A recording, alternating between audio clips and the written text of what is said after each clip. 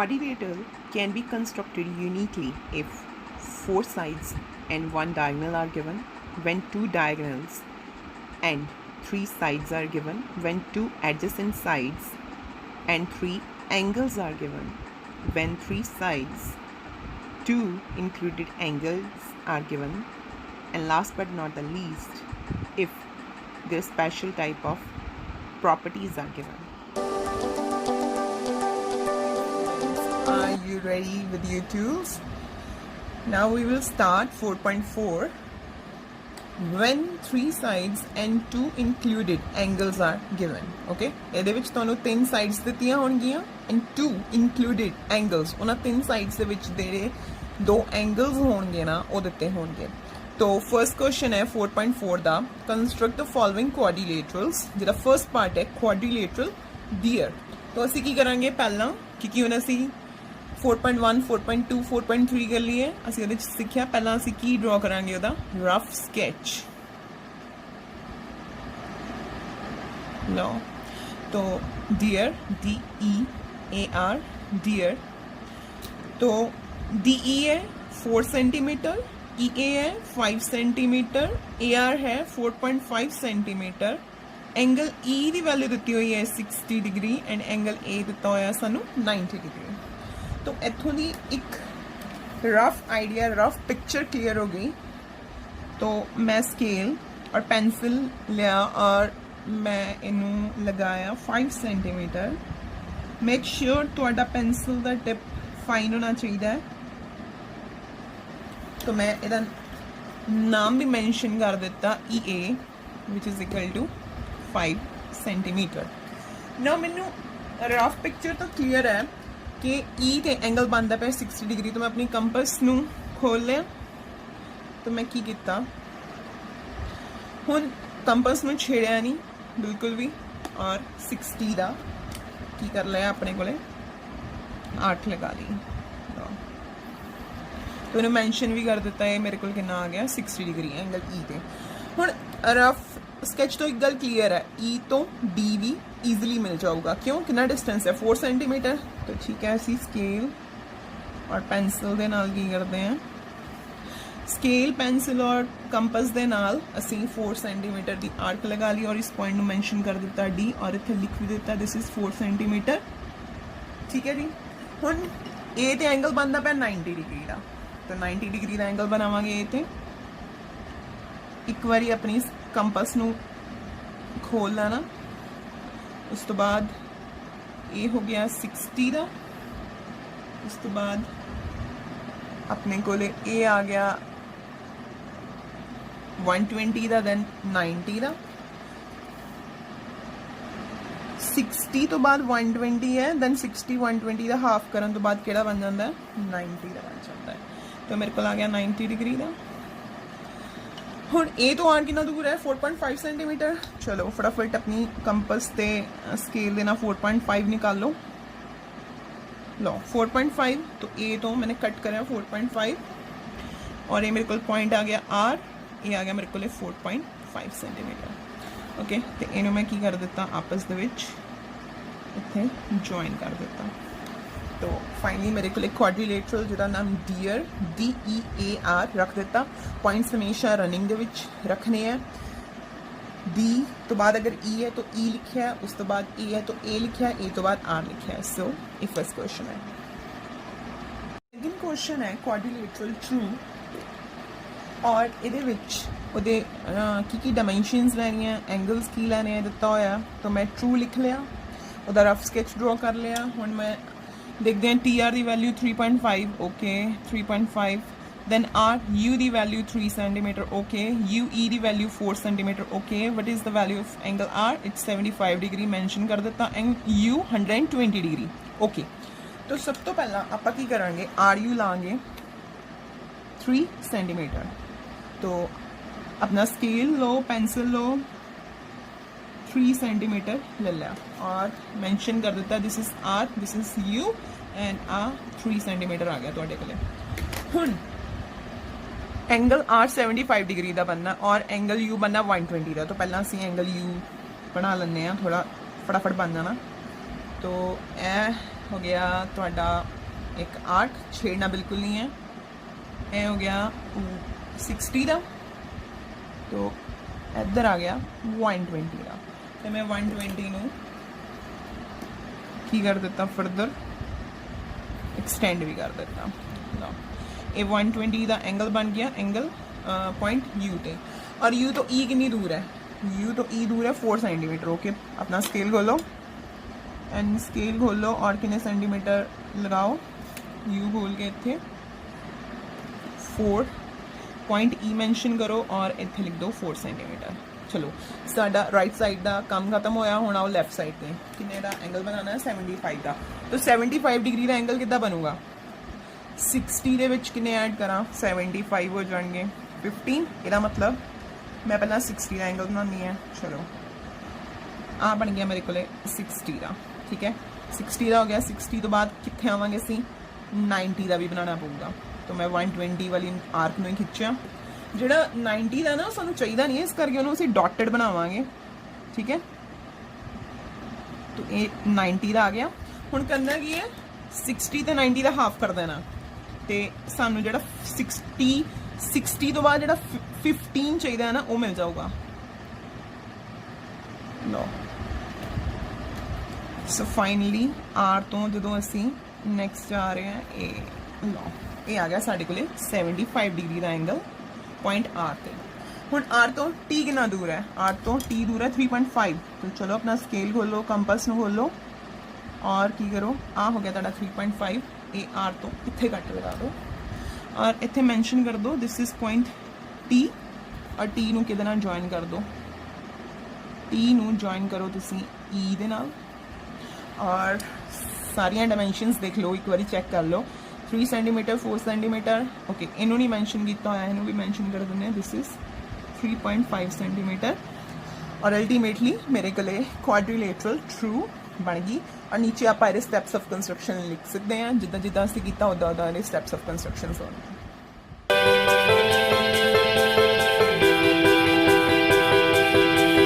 4.5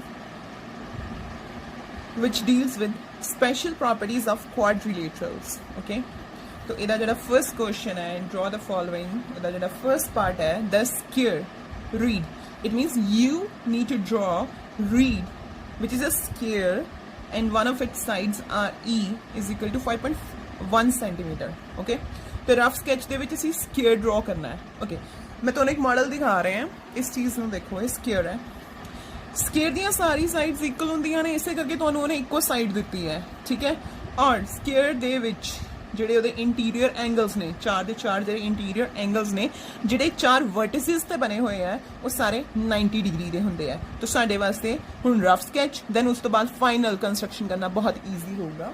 ਦੇਖੋ ਹੁਣ rough sketch ਦੇ ਵਿੱਚ ਅਸੀਂ ਕੀ ਕੀਤਾ, ਆਪਾਂ ਇੱਕ ਸਕੇਅਰ ਡਰਾ ਕਰ ਲਿਆ ਜਿਹਦਾ ਨਾਮ ਰੱਖ ਦਿੱਤਾ ਰੀਡ, READ।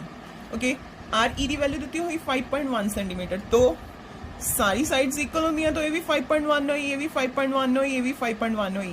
एंगल 90 का होंदा, तो इधर भी 90 डिग्री आ गया और इधर भी कितना आ गया साढ़े को 90 डिग्री आ गया। So very simple. देख के लग रहा है सिर्फ एक साइड दी की करांगे, बट सानू स्केयर दी प्रॉपर्टीज आंदी हैं, इतने प्रॉपर्टीज हेल्प कर रही हैं। ताई 4.5 एक स्पेशल एक्सरसाइज है जो स्पेशल प्रॉपर्टीज के नाल डील करती है। तो देखो सब तो पहला ਅਸੀਂ 5.1 ਲਵਾਂਗੇ, ਧਿਆਨ ਦੇ ਨਾਲ ਬਿਲਕੁਲ ਫਾਈਨ ਟਿਪ ਪੈਨਸਿਲ ਦੀ RE ਉਹਦਾ ਨਾਮ ਰੱਖ ਦਾਂਗੇ RE ਕਿੰਨਾ 5.1 सेंटीमीटर। ओके, नेक्स्ट R ਤੇ एंगल बनावांगे 90 डिग्री ਦਾ। लो कंपास लो और बनाओ जी। तो कंपास ਨੂੰ ਛੇੜਨਾ ਨਹੀਂ ਹੈ ਹੁਣ ਬਿਲਕੁਲ ਵੀ। तो पहला ਹੋਇਆ 60 ਦਾ, ਨੈਕਸਟ ਹੋਇਆ 120 ਦਾ, ਉਹਨੂੰ ਥੋੜਾ ਵੱਡਾ ਕਰ ਲਿਆ ਕਿਉਂਕਿ ਹਾਫ ਕਰਨਾ ਸੀ 60 ਤੇ 60 ਤੇ 120 ਦਾ, ਔਰ ਇਹਨੂੰ ਕੀ ਕੀਤਾ ਅਸੀਂ ਫਰਦਰ ਇਨਕਰੀਜ਼ ਕਰ ਦਿੱਤਾ, ਠੀਕ ਹੈ ਜੀ।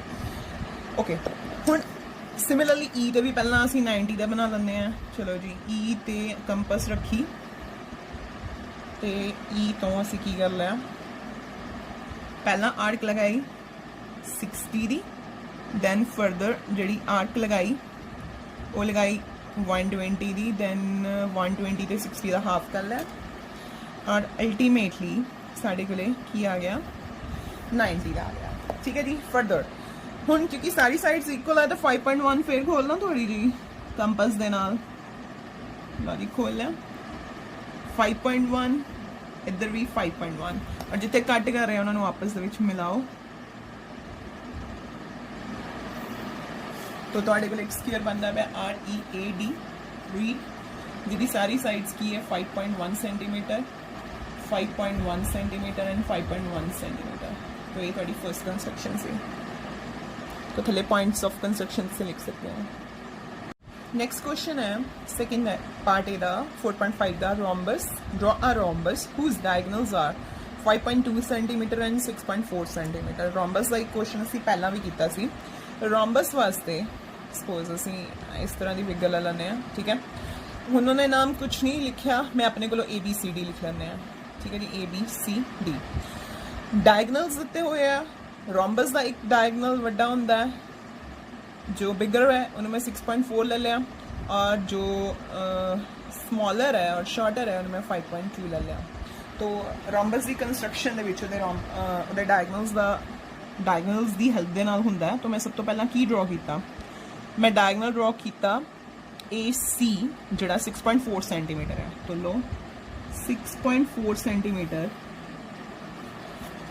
Point A point C 6.4 centimetre कर लिया ड्रॉ। ठीक है जी। हुण उस तो बाद करना की है, जिहड़ा सैकेंड डायगनल किद्दां ड्रॉ करदे आ, जो रोम्बस ड्रॉ करनी है और डायगनल्स की हेल्प के नाल ही मोस्टली हुंदी है। ठीक है, आपां की कीता, जो डायगनल्स की वैल्यूज दित्तियां सी उन्हां चों एक डायगनल ड्रॉ कर लिया। हुण असीं इस डायगनल दा, इस लाइन सैगमेंट का की करांगे, बाइसैक्टर ड्रॉ करांगे। ठीक है, रादर मैं कहां परपेंडिकुलर बाइसैक्टर ड्रॉ करांगे। तो मैं मोर देन हाफ अपनी कंपस नूं खोल के की कीता, 4 आर्क्स लगा लियां ते मैं इन्हां नूं ज्वाइन करांगी किद्दां with the help of dotted line. ठीक, मैं की कीता डॉटेड लाइन दे नाल ये परपेंडिकुलर बाइसैक्टर नूं ड्रॉ कर लिया। हुण जिहड़ा ए मिड पॉइंट आया, AC दा मिड पॉइंट आया, सपोज कर लो मैं इहनूं O दे नाल लिख रहे हैं, इत्थे मैं O दे नाल लिख रहे हैं। ठीक है जी, जिहड़ा पॉइंट O है, O तो उपर नूं कितना लेना, ठीक है, तो हेठां नूं कितना लेना, वो इत्थों डिसाइड होगा। देखो तुहाडे कोले कितनी वैल्यू है 5.2, 5.2 नूं 2 दे नाल डिवाइड कर लो, कितना आंदा पिया तुहाडे कोले 2.6 आ रहा है। इसका मतलब 2.6 ऊपर 2.6 हेठां करिए तो पूरी 5.2 बन जाती है। लो फिर करो 2.6 अपनी स्केल की हेल्प देना, 2.6 ले लो और 2 आर्ट्स लगाओ और उन्होंने बाकी पॉइंट्स के नाल ज्वाइन कर दो।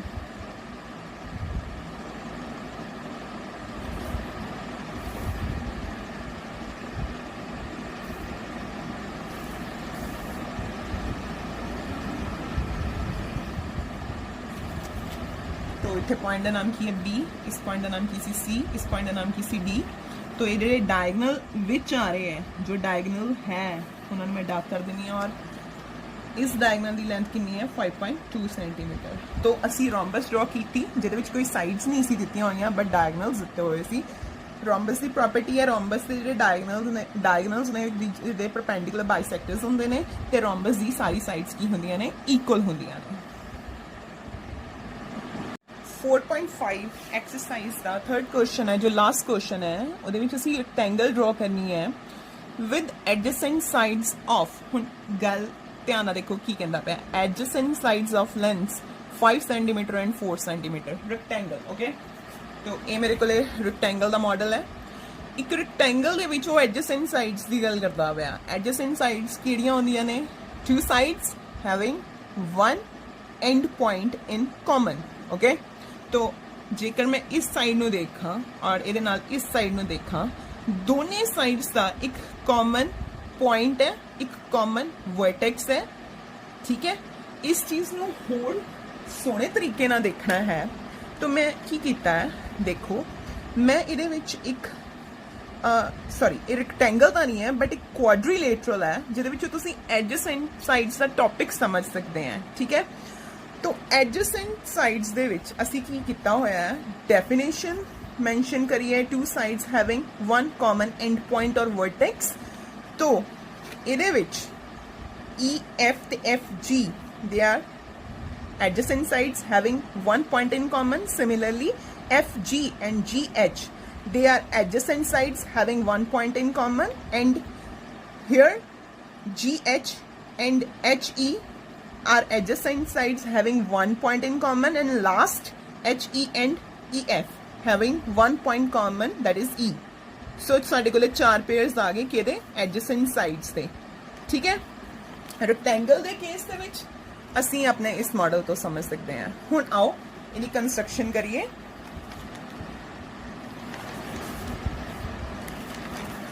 ਕੰਸਟਰਕਸ਼ਨ ਦੇ ਵਿੱਚ ਸਭ ਤੋਂ ਪਹਿਲਾਂ ਅਸੀਂ ਰਫ ਡਾਇਗਰਾਮ ਡਰਾ ਕਰਾਂਗੇ। ਰੈਕਟੈਂਗਲ ਹੈ, ਓਕੇ, ਨਾਮ ਕੋਈ ਨਹੀਂ ਦਿੱਤਾ ਤਾਂ ਮੈਂ ਨਾਮ ਇਹਦਾ EFGH ਰੱਖ ਲੈਂਦੇ ਆ।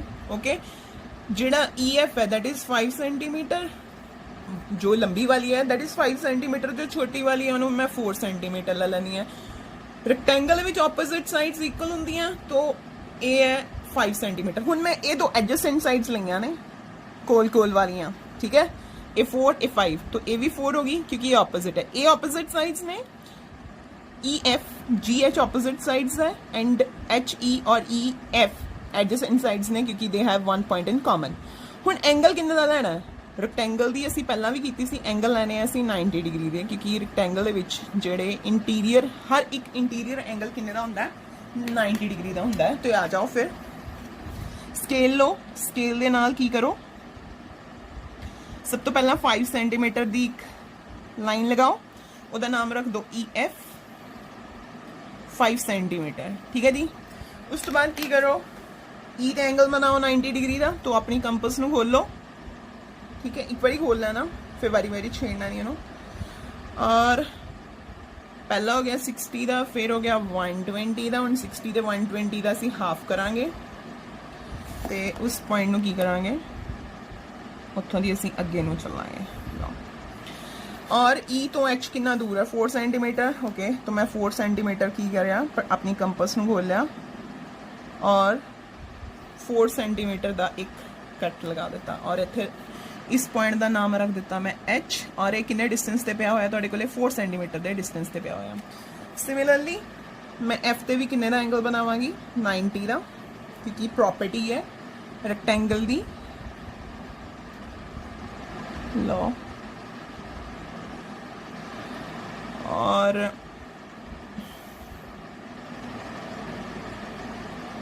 इहदा कीता हाफ, और मेरे को फाइनली 90 डिग्री का एक होर एंगल आ गया, ठीक है। हुण इधर भी कितना लगाना है 4 सेंटीमीटर। लो जी, कंपस नूं खोल लो, और कंपस नूं खोल के किन्ने दा मार्क लगाओ, 4 सेंटीमीटर का मार्क लगाओ, पॉइंट का नाम रखो G, और इत्थे मैंशन कर दो दिस इज 4 सेंटीमीटर, और की करो GH नूं की कर लो, ज्वाइन कर लो, कितना आ गया 5 सेंटीमीटर आ गया। तो इहदे नाल साडी रैक्टेंगल कंप्लीट हुई, जिहदी सानू लेंथ और विड्थ दिती हुई सी, ठीक है। और नाल उन्हें एक चीज़ मैंशन की सी, एडजेसेंट साइड्स ने, एडजेसेंट साइड्स की होंदियां ने 2 साइड्स हैविंग 1 पॉइंट और 1 वर्टेक्स और 1 एंड पॉइंट इन कॉमन, ठीक है। तुहानू डेफिनेशंस आनियां चाहिदियां, तुहानू हर एक क्वाड्रिलेटरल दी प्रॉपर्टीज आनियां चाहिदियां। Then 4.5 rather I can say the unit 4 is very easy for you, okay.